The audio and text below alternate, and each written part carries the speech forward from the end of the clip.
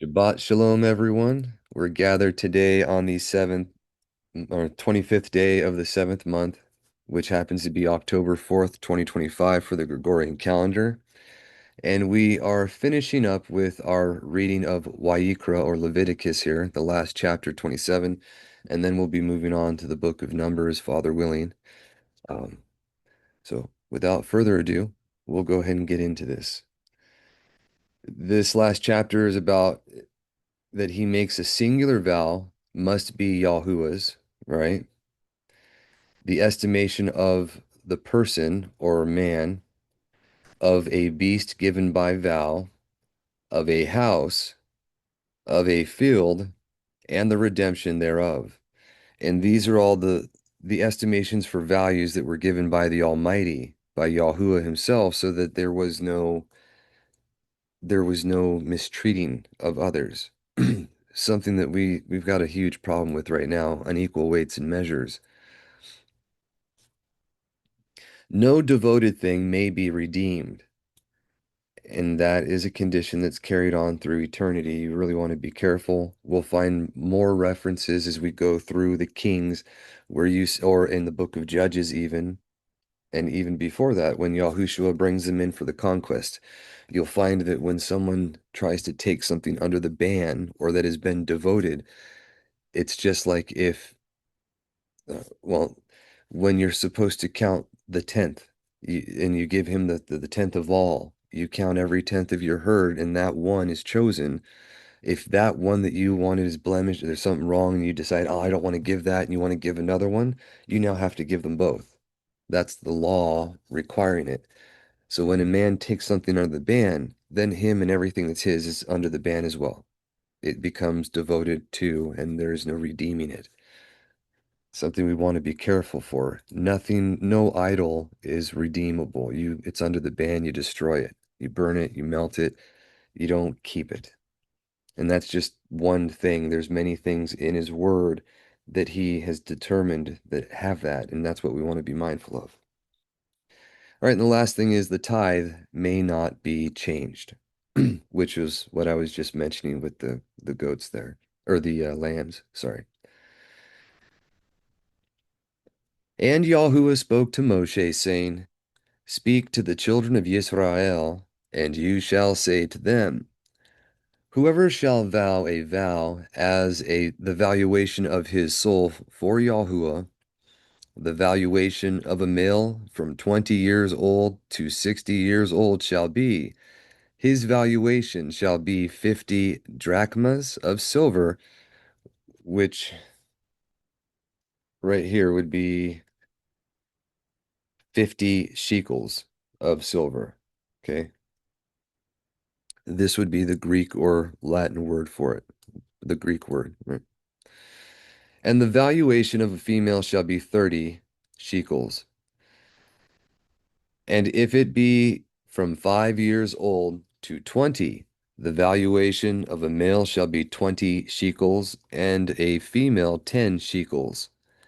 And from a month old to 5 years old, the valuation of a male shall be 5 shekels, and of a female 3 shekels of silver.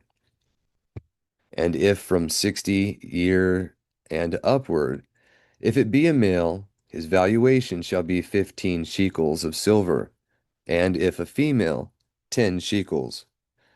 And if the poor man, or sorry, and if the man be too poor for the valuation, he shall stand before the Kohen, and the Kohen shall value him according to what the man who has vowed can afford. The Kohen shall value him. And he would have instructions on how to do that too. You remember the Kohen was the judge of all. He was like the king over the people, doing the will of the Almighty and instituting his law. So whenever someone had leprosy or had any type of judgment, they had to go to the Kohen, and the Kohen was given the instructions on how to determine clean and unclean or pronounce these judgments and let them be what they would. It says, and if it be from the cattle that are offered as a gift to Yahuwah, Whoever shall offer one of these to Yahuwah, it shall be set apart. He shall not change it, a good for a bad, or a bad for a good. And if he do at all change it, a beast for a beast, it and the substitute shall be kadosh, or separate. And if it be any unclean beast, of which none are offered as a gift to Yahuwah, he shall set the beast before the Kohen. And the Kohen shall make a valuation between the good and the bad, and accordingly, as the Kohen shall value it, so shall it stand. And if the worshipper, it says in italics, will at all redeem it, he shall add the fifth part to its value. The same thing that you would have to do if you were caught committing an offense, and it's like a crime, it's like theft. You would have to pay an added cost because nothing is redeemed without cost. That's why Dawid would not take the offerings that the one wanted to give him of his own goods. He had to pay for it first, right? For anyone that doesn't know, I'm talking about when he dedicated the Jebusite area for the Hikkel, for its future building place. And then he built the altar there to propitiate Yahuwah and stop the plague when the messenger had his sword over Yerushalayim. That's mentioned in Chronicles. I believe it's in Kings as well, or First and Second Shemuel, one of those. And then um, a third narrative or rendition of that is in the book of Gad the seer.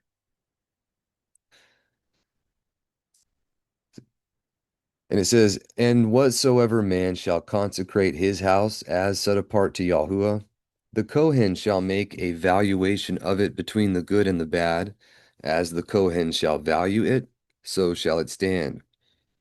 And if he that has sanctified it should redeem his house, he shall add to it the fifth part of the money of the valuation, and it shall be his. And if a man should hallow to Yahuwah, or should set apart to Yahuwah, a part of the field of his possession, then the valuation shall be according to its seed, 50 shekels of silver for a homer of barley." And that is the measurement of value for them, right? So anything you would extrapolate from that, less or more based on the amount. And if he should set apart his field from the year of release, it shall stand according to his valuation. And if he should set apart his field in the latter time after the release, the Kohen shall reckon to him the money for the remaining years until the year of release, and it shall be deducted as an equivalent from his full valuation. And if he that set apart the field would redeem it, he shall add to its value the fifth part of the money, and it shall be his. And if he do not redeem the field, but should sell the field to another man, he shall not after redeem it. But the field shall be set apart to Yahuwah after the release as separated land. The Kohen shall have possession of it. And if he should set apart to Yahuwah of a field which he has bought, which is not of the field of his possession, the Kohen shall reckon to him the full valuation from the year of release, and he shall pay the valuation in that day set apart to Yahuwah. And in meaning the Kohen shall reckon up the full valuation of the year for that land, and the man who set it apart to him shall pay that amount to Yahuwah for it, because he dedicated that to him. It's just saying you got possession. He's like, all the field that I acquired from this thing, I will give to Yahuwah. And then he gives him the thing. So then he gives the field, all the produce of it to the Kohen. The Kohen will reckon what the value is, and that's what the equivalent will have to be paid at the end of that, just to be clear. And every valuation shall be by set apart weights. The shekel shall be 20 oboli. These are measurements that I'm not familiar with intimately, so I can't go into more detail. But these are the proper weights and measures, and this is what they called the temple shekel, or the shekel of the Hikkel, as opposed to what they might have had for a different standard, which I can't necessarily say is the right way to do things, right? It's the same problem that we have here, though, where we have the Constitution and our laws for how we should have gold and silver only as redeemable currency. And when they do anything otherwise, it's void and treason. But now we have fiat paper money that's a debt system that's all garbage. But it's because we've allowed it to happen that it has, right? So it's the same thing here. We've allowed compromise and then it causes problems. Anyways, and it says, "And every firstborn which shall be produced among your cattle shall be Yahuwah's, and no man shall set it apart, whether calf or sheep, it is Yahuwah's. But if he should redeem an unclean beast, according to its valuation, then he shall add the fifth part to it, and it shall be his. And if he redeems it not, it shall be sold according to its valuation." Meaning you have to redeem it with a lamb or sorry, every unclean beast was to be given to the Kohanim for their use and services, not to be sacrificed, but you could redeem it by the equivalent value of money and add a fifth to it to be able to keep it for yourself. That's what he's saying here. You have the first reference of that where you gave all of the beasts and all of the clean ones for offering and the unclean ones for use in the book of Yobelim, although in one of the translations they put that you do not give it to Louis in a bracket there or in italics, but that was an added word. It says, "In every dedicated thing which a man shall dedicate to Yahuwah of all that he has, whether man or beast, or of the field of his possession, he shall not sell it nor redeem it. Every devoted thing shall be most set apart to Yahuwah. And whatever shall be dedicated of men shall not be ransomed, but shall be surely put to death. Every tithe of the land, both of the seed of the land and of the fruits of the trees, is set apart, or is Yahuwah's, set apart to Yahuwah. And if a man should at all redeem his tithe, he shall add the fifth part to it, and it shall be his. And every tithe of oxen and of sheep, and whatsoever may come in numbering under the rod, the tenth shall be set apart to Yahuwah. You shall not change a good for a bad, or a bad for a good. And if you should at all change it, its equivalent also shall be set apart. It shall not be redeemed. These are the commandments which Yahuwah commanded Moshe for the sons of Yisrael in Mount Sinai." And that is the end of Wayikra or Leviticus there. So now we'll move on to the book of Numbers. And if you all have any questions or anything, don't hesitate. You can feel free to stop me. Otherwise, we'll just keep reading, okay? But this is where Elohim commands Moshe to number the people, which is where we get the name Numbers from. Usually, they will title the book after the first few words in the Hebrew there as it shows up. But not always. This one is where he's told to number them, and so that's where they get the idea. Bereshit is literally the first word of in the beginning, and then Wayikra is literally the first word of Leviticus. It's and he called. But this one diverts just a little bit to keep up with the context instead of the actual words.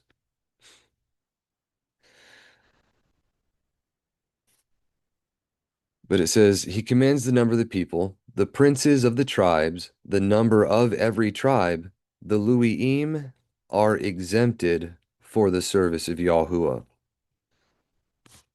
And a part of the numbering of the people, we have to keep consistent with Scripture. There's actually a provision in the American law, while the statute, the code, requires everyone to be numbered in your household. There is a provision that allows for exemptions for religious or other purposes, so that when we want to be obedient to our Creator and do what He said, we're like the sand of the sea and the stars of the Shamayim that cannot be numbered. And whenever they do a census of the people, it was only the men over 20. So if you do that in trustworthiness to your Maker, He does not send a plague upon you like He does upon others. And that's a thing that we've gone at least 10 years now. This last census we did according to His will. I believe there was one more before then when we first were learning about it too. We did the same thing, um, or tried to. But the point is, when we are in truth, in reality, obedient to the things that He's enjoined us to do, we reap the benefits because it's axiomatic. He will do what He said. He's trustworthy. And if He said that He won't, that He will give you benefit, blessing, confirm your way, give you comprehension, and you won't have sickness, He means it.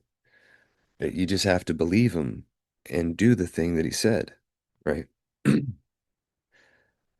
This is, and Yahuwah spoke to Moshe in the wilderness of Sinai, in the tabernacle of witness, on the first day of the second month, in the second year of their departure from the land of Mitzrayim, saying, Take the sum of all the congregation of Yisrael, according to their kindreds, according to their according to the houses of their fathers' families, according to their number, by their names, according to their heads, every male from 20 years old and upwards, every one that goes forth in the forces of Yisrael. Take account of them with their strength. You and Aharon take account of them. And with you there shall be each one of the rulers according to the tribe of each. This would be what they later on called the Sanhedrin, or the elders, the Zakanim, the word for beard, like the bearded ones are the names for the elders. They call them the wise ones in England. I'm not going to say the old English word right, so I'm not even going to worry about it, but they were the wise ones eventually, the hoary-headed ones. In this context, it was about having the long beards. But either way, it was the rulers of the tribes or the heads of the families that were the members of that traditionally, and then later on, that would change as they grew. They would have Sanhedrins or rulers of each city, and then the main ones in Yerushalayim, quite like you have different court districts and whatnot for counties and whatnot. This is, and with you there shall be each one of the rulers according to the tribe of each. They shall be according to the houses of their families. And these are the names of the men who shall be present with you. Of the tribe of Reuben, Elisor, the son of Sidir. Of Simeon or Shimon, Salamiel, the son of Sharu-Sadai. Of Yahuda, Nachshon, the son of Aminadab. Of Yishakar, Nathaniel, the son of Zor, or Sogar. Now, they say Sogar here because that would be an ayin. That would be a Zion, Wa, ayin, Resh. So that Zion, or that Zaudi, sorry, the Zaudi can be a TZ or a TS, and that would often either become just a T or just an S, depending. But the ayin can be an A, an O, or even a G on occasion, depending on the context of how it's used. And you can see in the Greek there, that had a G sound, which was originally part of how that, like Gomorrah has an ayin. There's a few words that start or have an ayin that use the G sound, but not all of them. The Gimel also seconds for that one. Of Zebulun, Aholiab, the son of Chileon, Chileon, of the sons of Yahusuf, of Ephraim, Elishama, the son of Ammiud; of Manasseh, Gamaliel, the son of Pedashur; of Benjamin, Abidan, the son of Gadoni, or Gadioni; of Dan, Achiezer, the son of Ammishaddai, which is my people are righteous, or my righteous people; of Asher, Phagiel, the son of Ekran, Phagiel, there we go; of Gad, Elishaph, Eli, Eliasaph, please forgive me, the son of Reuel, or Raguel. Again, that would be another instance of the Gimel here and a different way of pronouncing it. Not a Gimel, I'm sorry, an Ayin. Of Naphtali, Acher, the son of Anan. That A-E right there for the Greek, Enan, that's like Aeneas. Aeneas is the survivor of Troy that came over into Italy. So very similar word, and that comes from that's right there with the Hebrew. That was probably the ayin there, makes a vowel sound. The aleph and the ayin, we've mentioned it before, and you'll see it again. We'll probably be doing the English derived from the Hebrew later today, another chapter of that, but the alephs and the ayins in scriptural Hebrew, or the way that the language originally worked, did not have set sounds that they made of themselves. They were more fluid. They were multiple different vowel sounds based on the context, and then also the ayin could be a G, although they never made the yod or Y sound that I'm familiar with. And it was usually a diphthong where they have two letters together to make a conjunction of like the O or the U on occasion.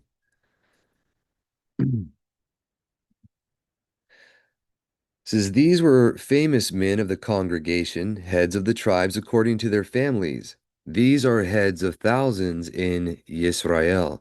So these were the Alphim, the heads of the thousands, the Alephs, and that would be our modern day sheriffs. These would be the sheriffs of the people there. Okay. And Moshe and Aharon took these men who were called by name, and they assembled all the congregation on the first day of the month in the second year. And they registered them after their lineage, after their families, after the number of their names, from 20 years old and upwards, every male according to their number. As Yahuwah commanded Moshe, so they were numbered in the wilderness of Sinai. And the sons of Reuben, the firstborn of Yisrael, according to their kindreds, according to their divisions, according to the houses of their families, according to the number of their names, according to their heads, were all males from 20 years old and upward, every one that went out with the host or army. The numbering of them of the tribe of Reuben was 46,400. And remember, all of these came from 75 beings, right? In 215 years in Mitzrayim or Egypt. For the children of Shimon, according to their kindreds, according to their divisions, according to the houses of their families, according to the number of their names, according to their polls, all males from 20 years old and upward, every one that goes out with the army. The numbering of them of the tribe of Shimon was 59,300. For the sons of Gad, according to their kindreds, according to their divisions, according to the houses of their families, according to the number of their names, according to their polls, all males from 20 years old and upward, every one that goes forth with the army. The numbering of them of the tribe of Gad was 45,650. For the sons of Yahudah, according to their kindreds, according to their divisions, according to the houses of their families, according to the number of their names, according to their polls, all males from 20 years old and upward, every one that goes forth with the host. The numbering of them of the tribe of Yahudah was 74,600. That's quite a bit more. And there's a reason for that. Yahudah, the type over the king, was prolific, right? And they've always had a prolific one because they were the kinsman redeemer. They were meant to be first in the army to be leading the fray there. So they were also numbered separately quite often for that very purpose because they were of the king and the descent of that lineage and responsibility.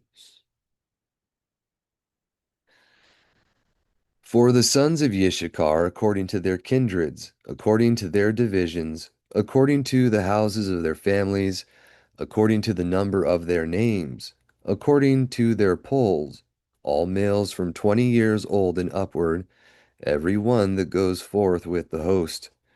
The numbering of them, of the tribe of Issachar, was 54,400.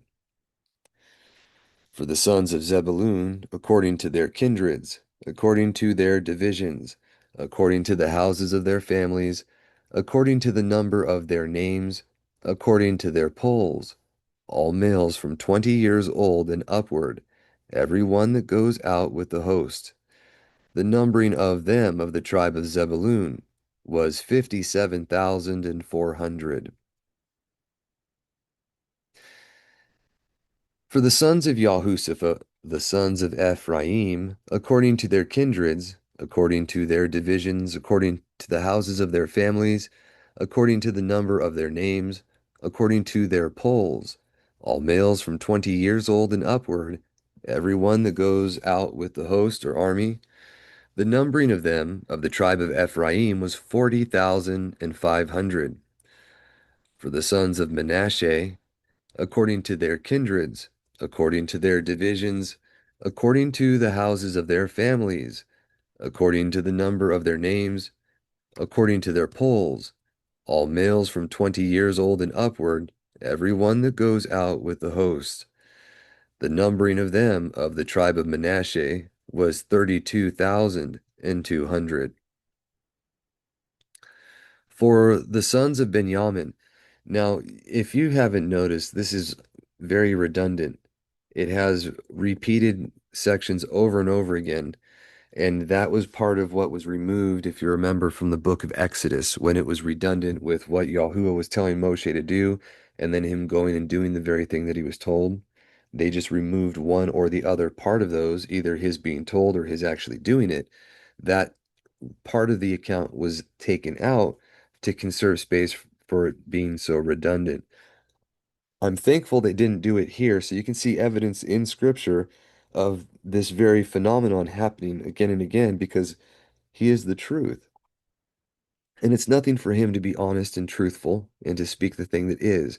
So when he's marking it and it's a very exact thing, it's the same for all of them. And that's the point he's trying to say.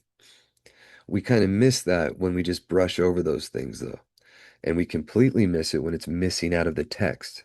I think it's a great disservice to our Creator, to the truth, and to our comprehension when you don't have those parts in the book of Exodus so clearly written, because then you can really see the pattern that Moshe walked out, absolute obedience to what was told, and then benefit, obedience and benefit, obedience and benefit, obedience and benefit.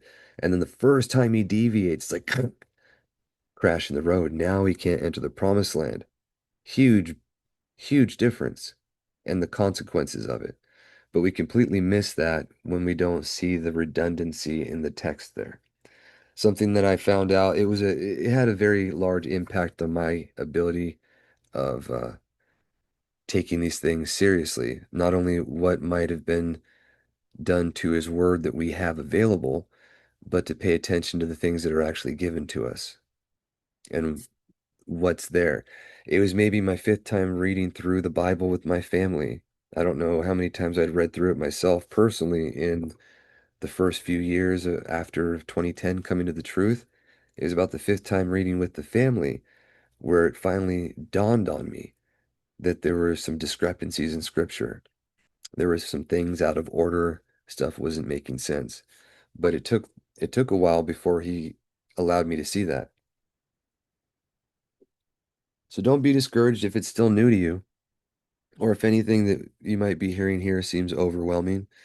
The whole point is to learn from his word and take these things in and allow him through his ruach to bring us into all truth, which is in him in the word. Back on point here. It says the numbering of them of the tribe of Manasseh was 32,200. For the sons of Benjamin, according to their kindreds, according to their divisions, according to the houses of their families, according to the number of their names, according to their polls, every male from 20 years old and upward, every one that goes forth with the army.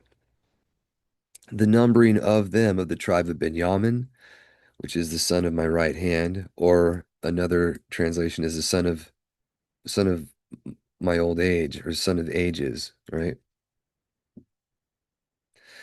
Was 35,400.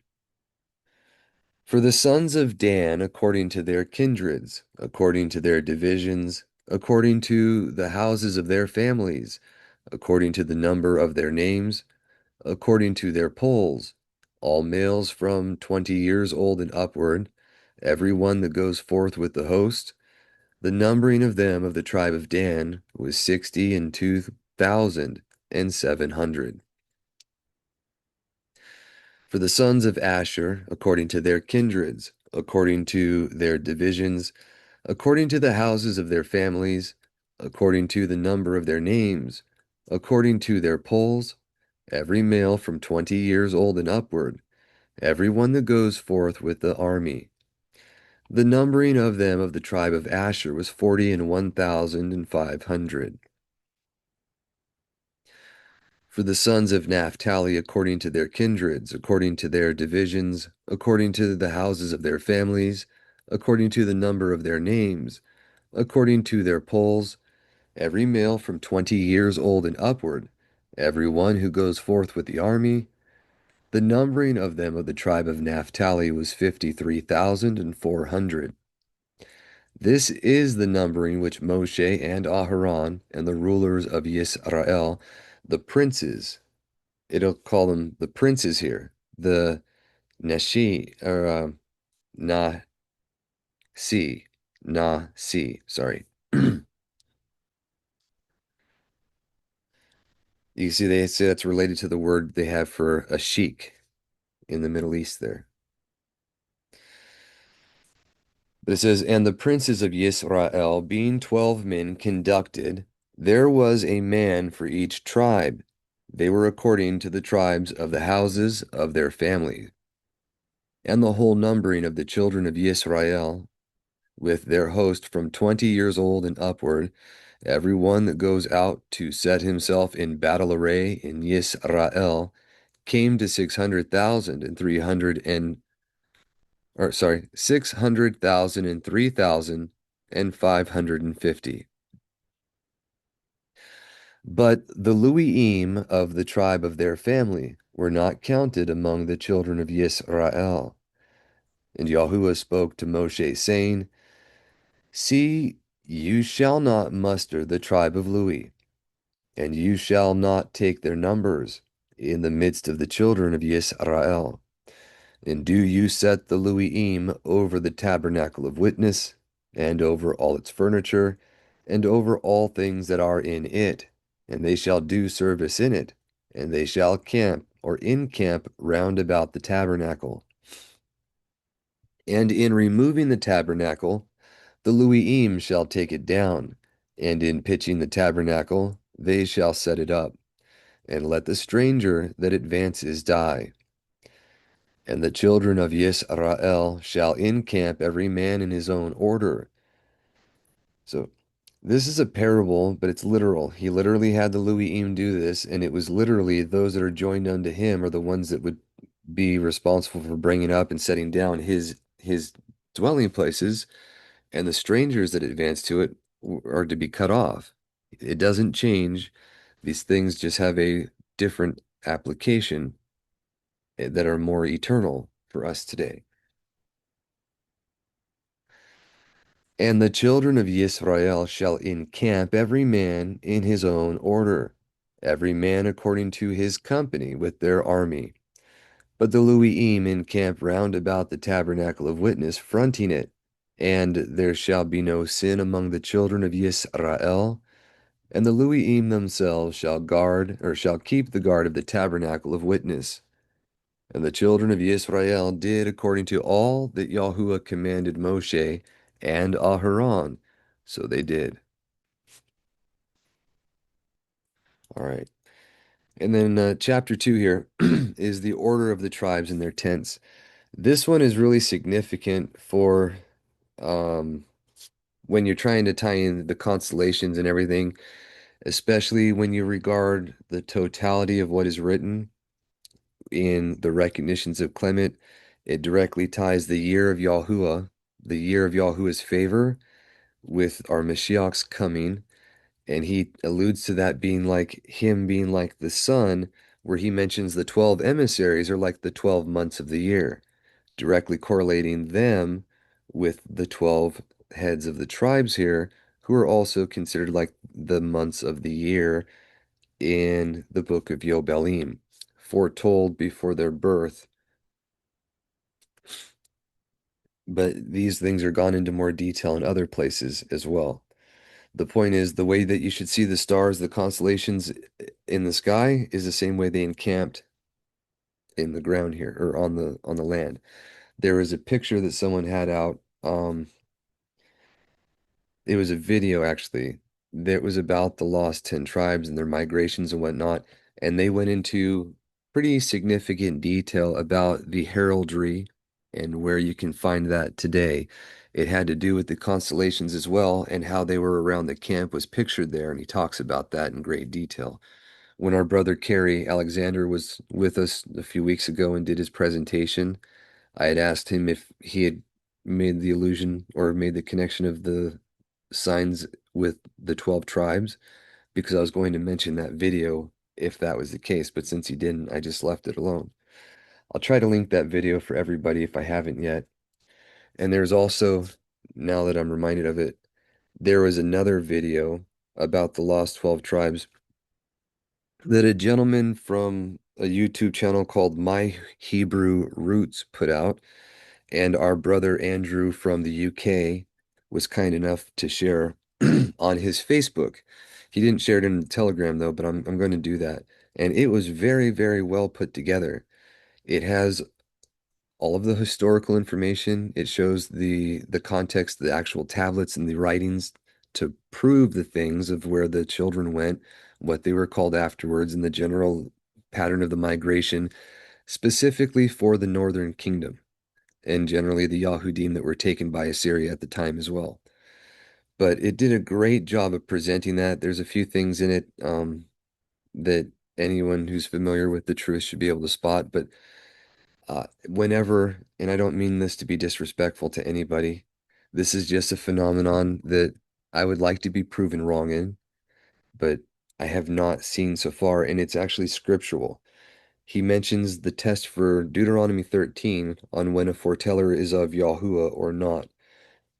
If a man speaks and the thing that he says happens, it's from Yahuwah. But if he speaks and the thing happens and he tries to entice you to follow someone else, it's a test. Or if the thing he says does not happen, it's a test. So there's going to be truth and falsehood associated with those that don't follow Yahuwah alone. It's inevitable that you will have wrong doctrine coinciding with the wrong names, because he's perfect and he's trustworthy. He will not allow full truth to be in the mouth of those holding to error. It's just the way reality works, and it's something that I found to be true. It doesn't mean someone that uses his name is magically protected from being in error. That's not what I'm trying to say, because magic is a satanic thing anyways. But I am saying that if you generally hold a falsehood as truth, you cannot have correct doctrine. No falsehood is of the truth. That's scripture. And he is trustworthy even when we are not.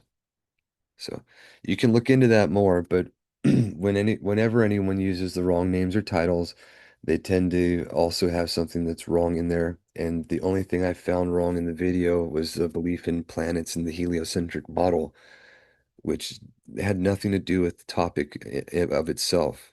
The contents in there, the history, the facts are very well put together and very, very well presented. So I actually I watched it twice over just to fine comb it to see if I could find anything wrong, and I couldn't. And other than that stuff, I couldn't really that I noticed. So I wanted to share it with you all because it's hands down the easiest presentation I've seen that proves it. And I've read dozens of books that go over this stuff. I've read the actual tablets, but that's put out in a very, very easy way to follow.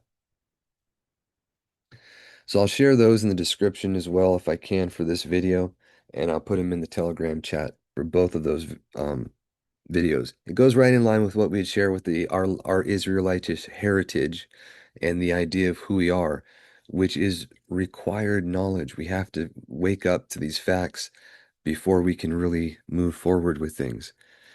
Um, there's a lot of confusion, right? But let's back on point here.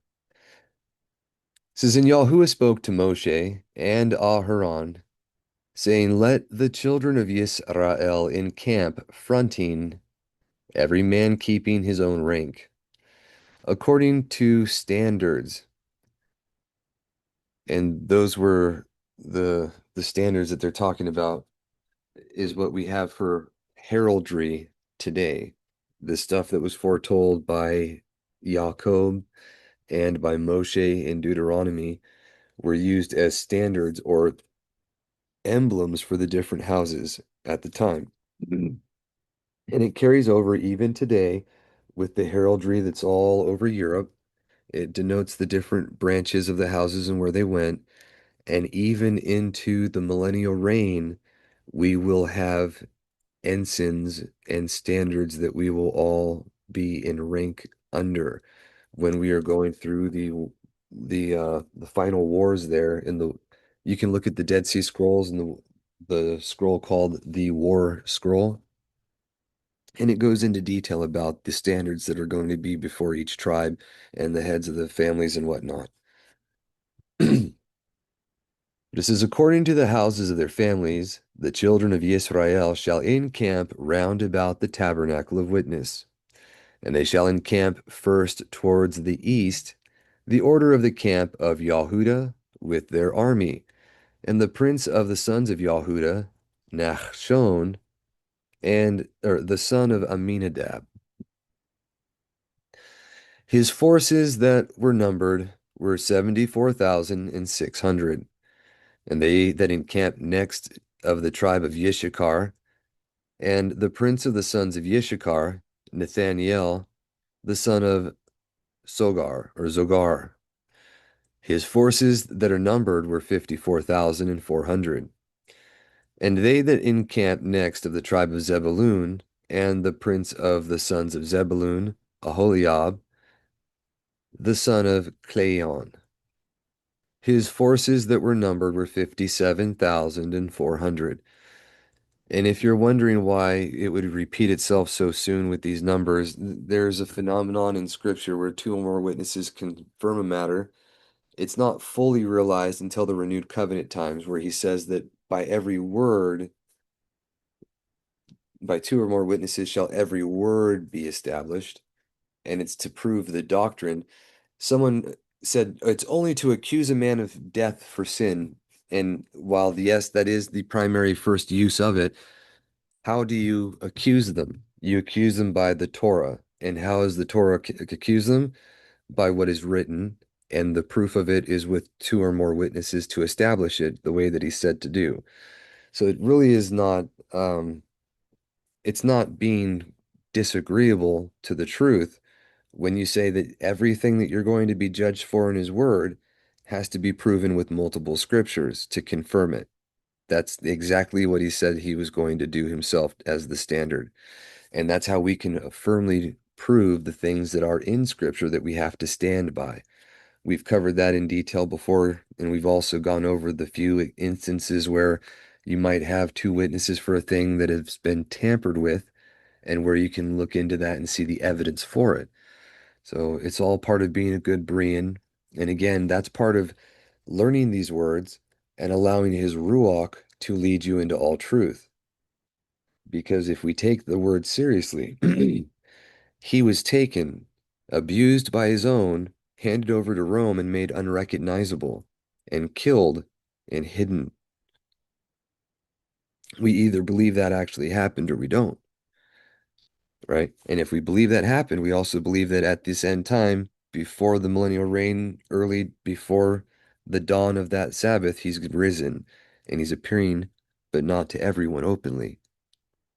Just like it was then, so it is now, right? All that were numbered of the camp of Yahudah were 180,000 and 6,400. They shall move first with their forces.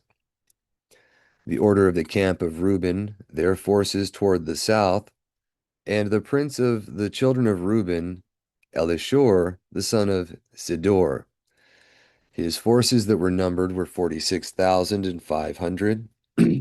And they that encamped next to him, of the tribe of Shimon, of the prince of the sons of Shimon, Salamiel, the son of Sharu-Sadai. His forces that were numbered were 59,300. And they that encamped next to them, the tribe of Gad, and the prince of the sons of Gad, Eliasaph, the son of Raguel. His forces that were numbered were 45,650. All who were numbered of the camp of Reuben were 151,450. They and their forces shall proceed in the second place. And the tabernacle of witness shall be set forward, and the camp of the Luiim between the camps. As they shall encamp, so also shall they commence their march, each one next in order to his fellow according to their companies.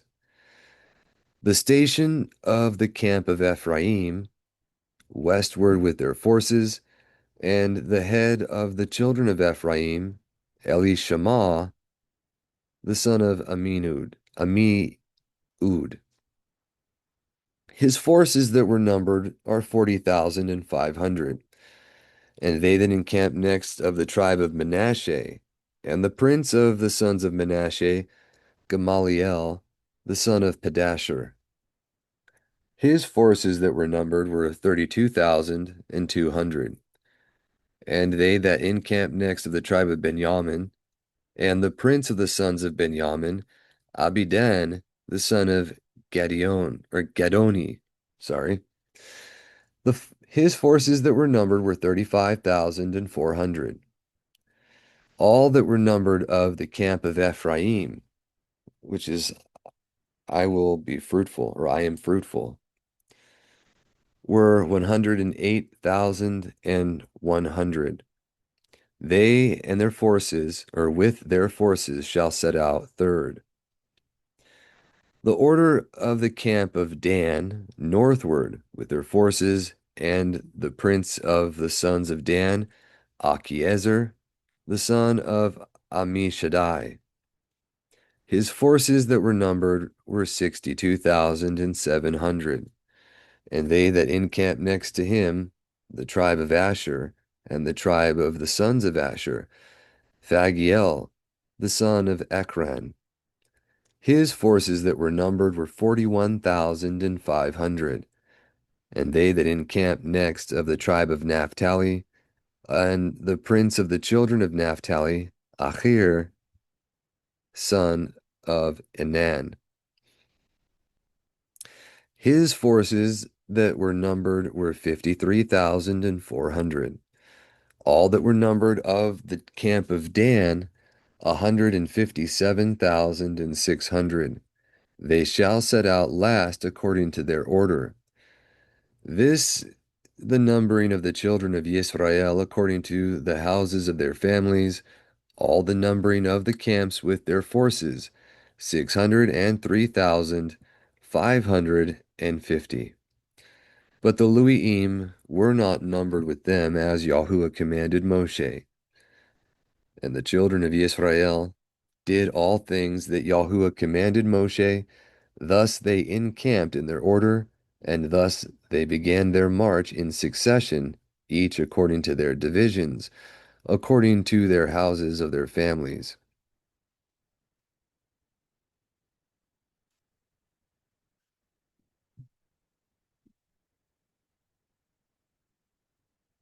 All right.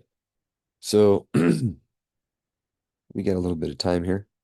This is chapter 3, and this is for the sons of Aharon, the Lui'im, the Levites they call it, are given to the Kohanim for the service of the tabernacle instead of the firstborn. The Lui'im are numbered by their families, the families, number, and charge of the Gershonites, of the Kohathites, of the Merarites, the place in charge of Moshe and Aharon. The firstborn are freed by the Lui'im, the overplus are redeemed. And these are all things that we have gone over in the course of events, but now it's reiterating them here in Numbers as a second witness again, because this is done all the time. And this is another reason why you don't find this repeated in like the book of Yobelim. There's no reason for it to be having a third one. But what you don't find a witness to in here is corroborated in there with a second witness. So you will always have that. And that's another thing that I found. You can't just take the Bible itself and be able to do that. There's things in the what they call the apocryphal writings or things in the Dead Sea Scrolls and what's hidden that are corroborating witnesses that go along with certain things to prove stuff that we would otherwise have hidden. While that is hidden, it's the same thing that he mentioned, like nescience and ignorance. There's not knowing a thing because it was not possible to know, and there's not knowing a thing because you choose not to know. The first one you will not be judged for, like Dawid was not judged for having multiple wives because the book of the law was hidden until the coming of Zadok. It mentions that in the exhortation of the Damascus document from the Dead Sea Scrolls. But Shlomo was cognizant of it because Zadok was present then, and he actually came to the problems that would happen for accumulating wives. So in the same way, things that we can know, we will be held accountable for as if we did know it and we chose to ignore it. That is directly mentioned by Kepha in the recognitions. It says, and these are the generations of Aharon and Moshe in the day in which Yahuwah spoke to Moshe in Mount Sinai. And these are the names of the sons of Aharon, Nadab the firstborn, and Abihu, Eleazar, and Ithamar. These the names of the sons of Aharon, the anointed Kohanim, whom they set apart to the kahuna. Uh, it doesn't actually tell you. Okay. So sometimes it just says Kohen there, a Kahan, but priestly office is the kahuna, and I wanted to see if it actually had that word there, but it doesn't. You'd have to look at the actual language there to see it. And Nadab and Abihu died before Yahuwah when they offered strange fire before Yahuwah in the wilderness of Sinai, and they had no children. And Eleazar and Ithamar ministered in the Kohanim's office with Aharon their father. And Yahuwah spoke to Moshe, saying, take the tribe of Louis, sorry, and you shall set them before Aharon the Kohen, and they shall minister to him, and shall keep his charges and the charges of the children of Israel before the tabernacle of witness, to do the works of the tabernacle. And they shall keep all the furniture of the tabernacle of witness, and the charges of the children of Israel, as to all the works of the tabernacle. And you shall give the Luiim to Aharon and to his sons the Kohanim.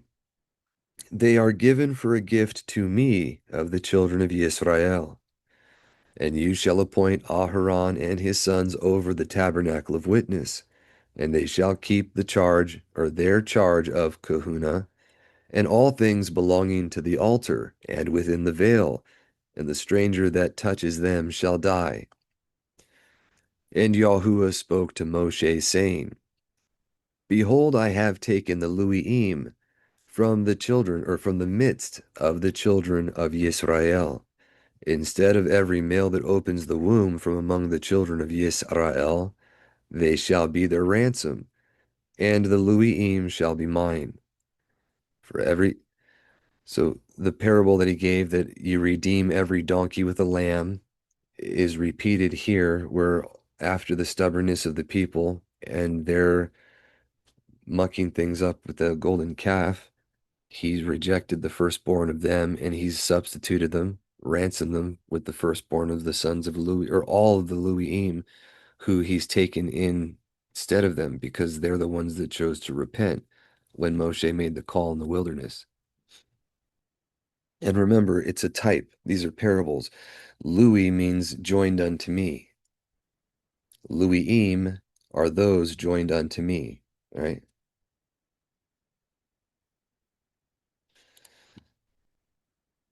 It says, For every firstborn, mine, in the day in which I smote every firstborn in the land of Mitzrayim, I set apart to myself every firstborn in Israel, both of man and beast. They shall be mine. I am Yahuwah. And Yahuwah spoke to Moshe in the wilderness of Sinai, saying, Take the number of the sons of Lewi according to according to the houses of their families, according to their divisions. Number you them, every male from a month old and upwards. And Moshe and Aharon numbered them by the word of Yahuwah, as Yahuwah commanded them. And these were the sons of Lewi by their names: Gresham, Kohath, and Merari. And these the names of the sons of Gresham, according to their families, Libni and Shimi. And the sons of Kohath, according to their families, Amram and Ishar, or Yishar, Hebron and Uziel. And the sons of Merari, according to their families, Muli, and Musi. These are the families of the Luiim according to the houses of their families. To Gresham belongs the family of Libni and the family of Shimi. These are the families of Gresham. The numbering of them according to the number of every male from a month old and upwards, their numbering 7,500. And the sons of Gresham shall encamp westward behind the tabernacle. So Gresham tabernacled in the west part of it. That would have been in front of or before Ephraim, Manasseh, and Benjamin on their side. And the ruler of the household of the family of Gresham, Eliasaph, the son of Dael. And the charge of the sons of Gresham in the tabernacle of witness, the tent and the veil, and the covering of the door of the tabernacle of witness, and the curtains of the court, and the veil of the door of the court, which is by the tabernacle, and the remainder of all its works. To Kohath, one division, that of Amram, and another division, that of Ishar or Yishar, and another division, that of Hebron, and another division, that of Uziel. These are the divisions of Kohath according to their number. Every male from a month old and upward, 8,600, keeping the charges of the Kodesh things. The families of the sons of Kohath shall encamp beside the tabernacle toward the south. So they would have been before Reuben, Gad, and the other tribe that was with him. I can't remember. It says, and the chief of the house of the families of the divisions of Kohath was Elisaphan, or uh, Elizaphan, the son of Uziel, and their charge, the ark, and the table, and the candlestick, and the altars, and all the vessels of the sanctuary wherewith they do set apart service, and the veil, and all their works.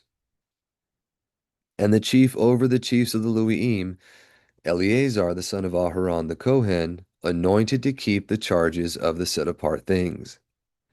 To Merari, the family of Muli, and the family of Musi. These are the families of Merari.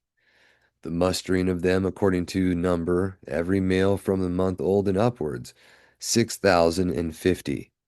And the head of the house of the families of the division of Merari was Soriel, the son of Abi Chail, father of life.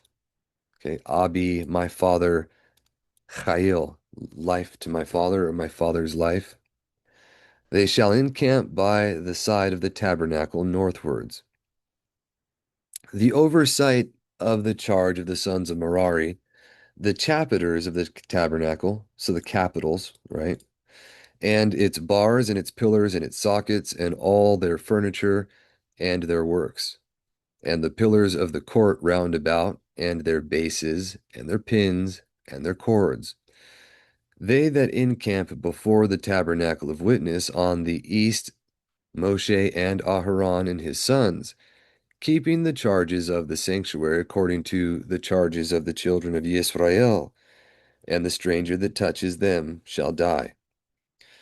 All the numbering of the Luiim, whom Moshe and Aharon numbered by the word of Yahuwah, according to their families, every male from a month old and upwards, 22,000. So 22,000, right? For those that belonged unto him, which that's 1,000 for every letter of the alphabet, if you're keeping track there. That was the same number of men who were killed in the Battle of Antietam during the Civil War, which I thought was significant. They've changed it. If you look at the records now, it says over 23,000 were injured and wounded, but before a few years ago, it said 22,000. So stuff like that happens quite a bit online. If you ever take the time to watch the Antichrist for Dummies series, they show you a few examples of screenshots and things they took from 2014 of known information right on the internet that is scrubbed that you can't find anywhere today, like the origin of propaganda, for example. But not worried about that right now. It says, and Yahuwah spoke to Moshe, saying, count every firstborn male of the children of Yisrael from a month old and upwards, and take the number by name. Like he knows the stars, right? And you shall take the Luiim for me. I am Yahuwah, instead of all the firstborn of the sons of Yisrael, and the cattle of the Luiim instead of all the firstborn among the cattle of the children of Yisrael. And Moshe counted as Yahuwah commanded him every firstborn among the children of Yisrael, and all the male firstborn in number by name, from a month old and upwards, were according to their numbering 22,273. And Yahuwah spoke to Moshe, saying, take the Luiim instead of all the firstborn of the sons of Yisrael, and the cattle of the Luiim instead of their cattle, and the Luiim shall be mine. I am Yahuwah. And for the ransoms of the 273, which exceed the Luiim in number, of the firstborn of the sons of Yisrael, you shall even take 5 shekels a head. You shall take them according to the set apart shekel, 20 oboli to a shekel. And this is the idea. in the common law for our country under the Constitution, the only tax that was permitted by our founders that is lawful, the only one that's still lawful for an enforcement upon the people is during the census, and it's only a fixed amount for every man that's numbered. The same thing that you can read right here. Because we don't have any man redeeming another, we all have to pay. But that was the part of how we funded our government according to the Constitution, and according to common law, which is following the precepts of Scripture. It says, and you shall give the money to Aharon and to his sons, the ransom of those who exceed in number among them. And Moshe took the silver, the ransom of those that exceeded in number to yeah, in number the redemption of the Luiim. He took the silver from the firstborn of the sons of Yisrael, 1,365 shekels, according to the set apart shekel. And Moshe gave the ransom of them that were over to Aharon and his sons by the word of Yahuwah, as Yahuwah commanded Moshe. All right, I think we have time for at least one more here.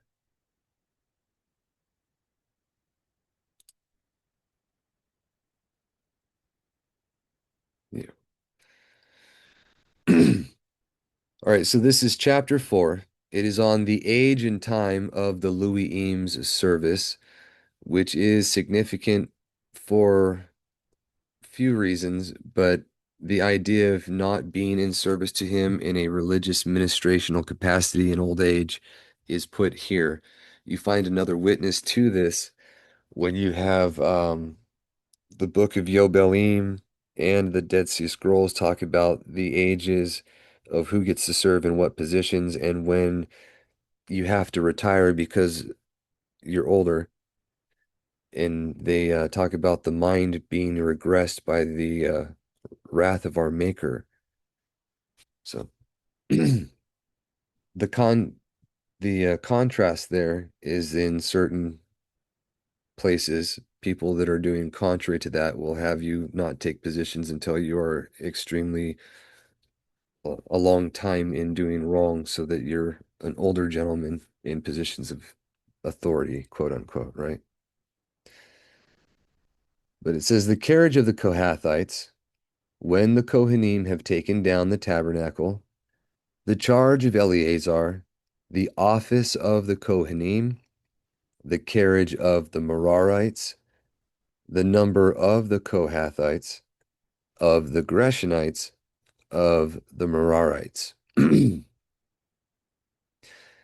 says, and Yahuwah spoke to Moshe and Aharon, saying, take the sum of the children of Kohath from the midst of the sons of Lewi, after their families, according to the houses of their families' households, from 25 years old and upward until 50 years, every one that goes in to minister, to do all the works of the tabernacle of witness. And these are the works of the sons of Kohath in the tabernacle of witness. It is most kadosh. And Aharon and his sons shall go in when the camp is about to move, and shall take down the shadowing veil, and shall cover it with the ark of the testimony. Or, sorry, cover with it the ark of the testimony. And they shall put on it a cover, even a blue skin, and put on it above a garment of all blue, like the firmament, right? Like the sky above us. Remember, everything was made like the pattern that he saw above, but we'll worry about that later.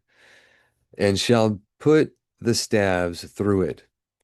And they shall put on the table set forth for showbread a cloth of all purple, and the dishes, and the censers, and the cups, and the vessels which or with which one offers drink offerings, and the continual loaves shall be upon it. And they shall put upon it a scarlet cloth, and they shall cover it with a blue covering of skin, and they shall put the staves into it. And they shall take a blue covering, and cover the candlestick that gives light, and its lamps, and its snuffers, and its funnels, and all the vessels of oil with which they minister. And they shall put it and all its vessels into a blue skin cover, and they shall put it on its bearers. Yeah, on its bearers, sorry. It says they shall put it upon it a bar, right? The bearers or the bar that they would lift it up with. And they shall put a blue cloth for a cover on the golden altar, and shall cover it with a blue skin cover, and put in its staves. And they shall take all the instruments of service with which they minister in the sanctuary, and they shall place them in a cloth of blue, and shall cover them with a blue skin covering, and put them upon staves. And he shall put the covering on the altar, and they shall cover it with a cloth of purple. Sorry, a cloth all of purple. And they shall put upon it all the vessels with which they minister upon it, and the fire pans, and the flesh hooks, and the cups, and the cover, and all the vessels on of the altar. And they shall put on it a blue cover of skins, and shall put it in staves. And they shall take a purple cloth and cover the laver and its foot, and they shall put it into a blue skin of, or a blue cover of skin, and put it on bars. And Aharon and his sons shall finish the covering of the set apart things, and all the set apart vessels, when the camp begins to move. And afterwards the sons of Kohath shall go in to take up, but shall not touch the set apart things, lest they die. These shall the sons of Kohath bear in the tabernacle of witness. And Eleazar, the son of Aharon, the Kohen, is overseer. The oil of the light, and the incense of the composition, and the daily meat offering, and the anointing oil are his charge, even the oversight of the whole tabernacle, and all things that are in it, in the set apart place, in all the works.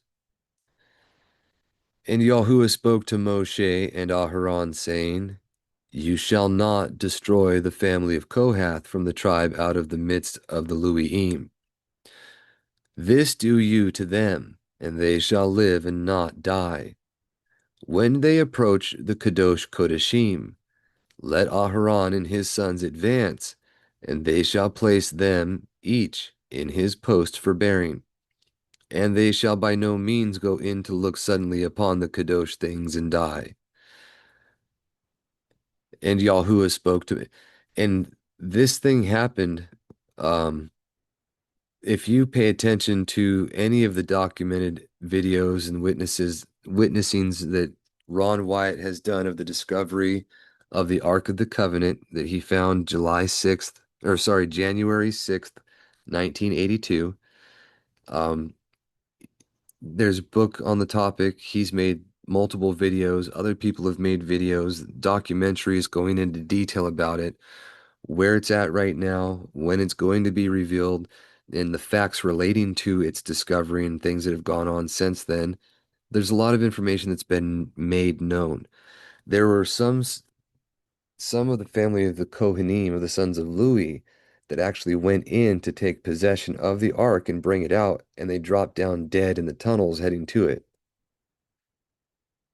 So Ron Wyatt himself had to drag them out, and no one else had tried to go in there to do such a thing since then. So it is a serious thing. He's given some people, we can't even look at this without his permission. It says, And Yahuwah spoke to Moshe, saying, Take the sum of the children of Gresham, and these according to the houses of their lineage, according to their families.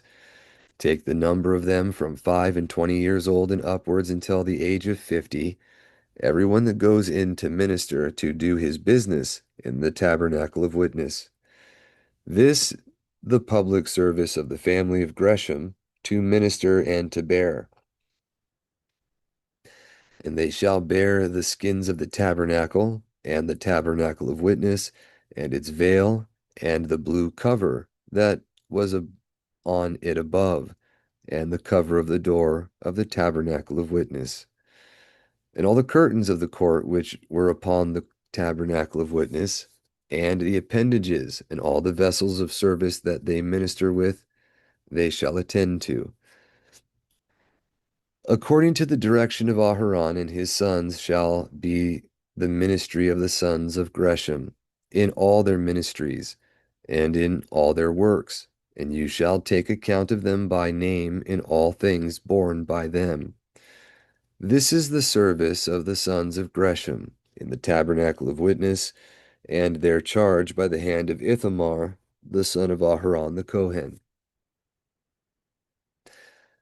The sons of Merari, according to their families, according to the houses of their lineage, take you the number of them.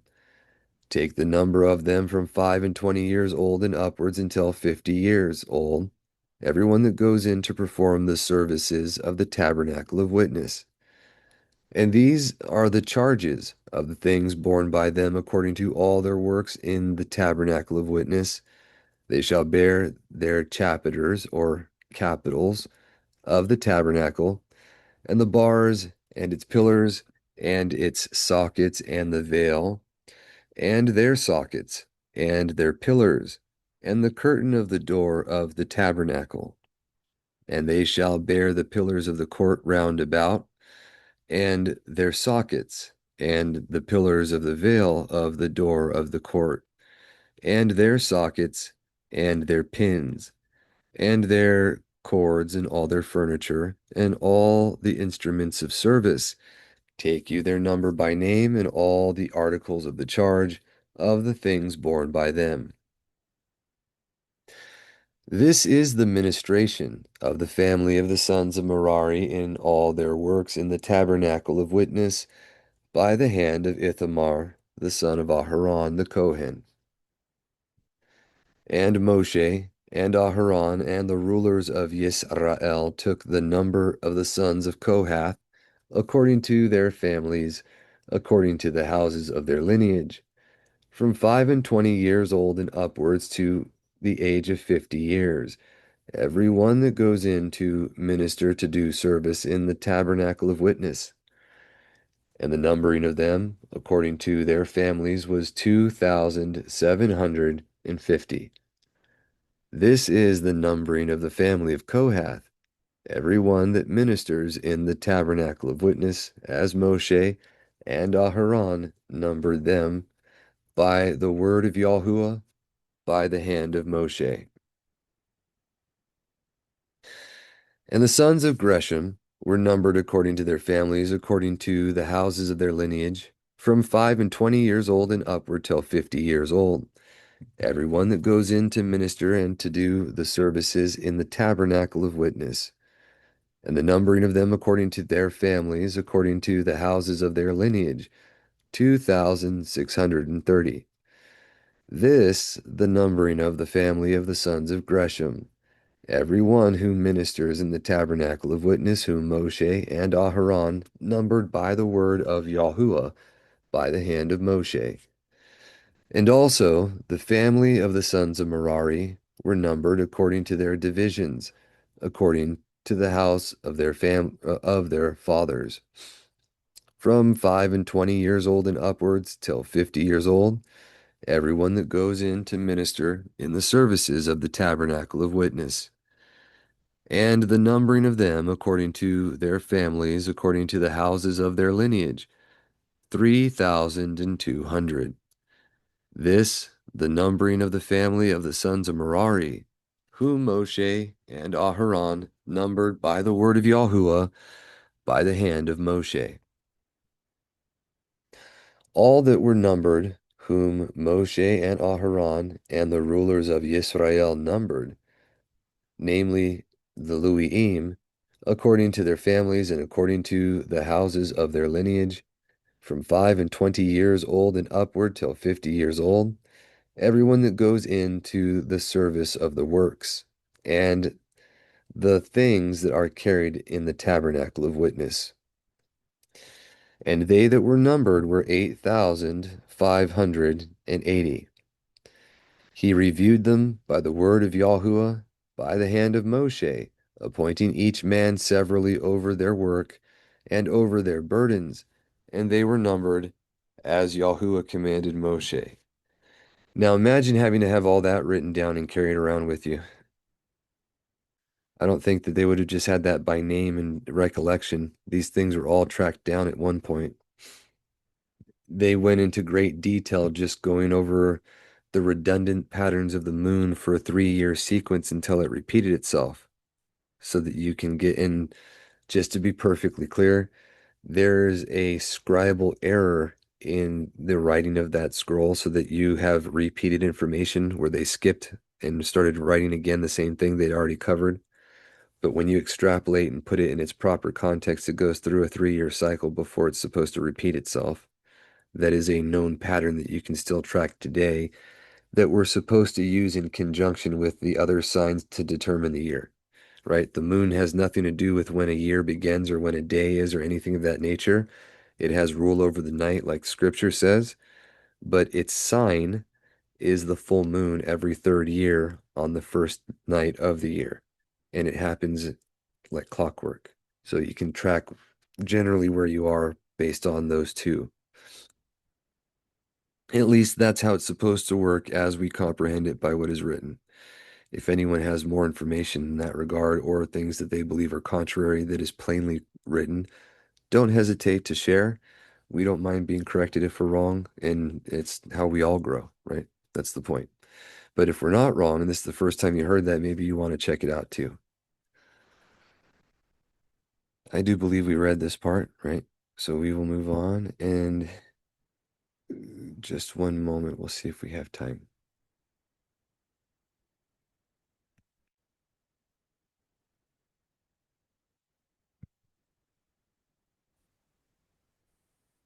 All right, everyone, we're going to wrap things up for today for our normal reading, and we will see you all next Shabbat. You have a great Sabbath, Shabbat Shalom, and a great week ahead, Shavua Tov.